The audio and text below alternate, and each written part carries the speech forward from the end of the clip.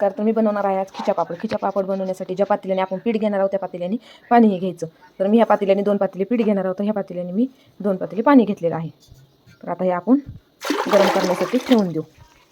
तर मी आता त्याच्यामध्ये टाकण्यासाठी पापड खार, चवीनुसार मीठ, तीळ व जिरे घेतलेले आहे. तर आपण हे पाण्याला उकळी आलेले आहे त्याच्यामध्ये टाकू.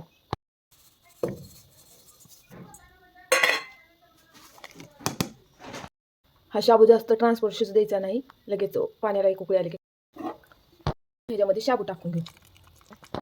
ज्या पातेल्याने आपण पाणी घेतलं त्याच पातेल्याने आपण पीठ घेतलेलं आहे. तर असं आपण 2 पातेले पीठ घेणार आहोत. आता ह्याला उकळी आलेलं आहे, आपण पिठामध्ये ओतून घेऊ.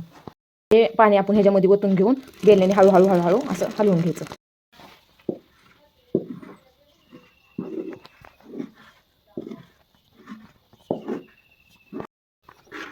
आता ह्याला आपण 5 ते 10 मिनिटासाठी वाफवून घेऊ.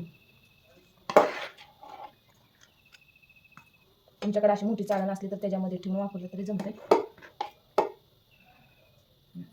वाफवून घेण्यासाठी चाळण अशी ठेवायची. ह्याला 5 ते 7 मिनिटं वाफवून घ्यायचं.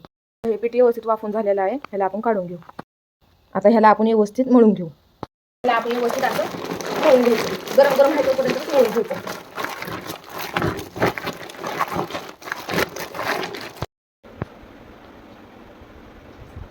तर असा गोळा करून घ्यायचा. प्लास्टिकच्या पिशवीला पहिल्यांदाच तेल लावायचं, नंतर तेल लावायचं नाही. हा गोळा असा ठेवून घ्यायचा व्यवस्थित. तुम्ही ह्याला असं प्रेस करू शकता किंवा बेलण्याने लाटू शकता. बघा किती छान पापड निघाले, छान असे मस्त पापड निघाले.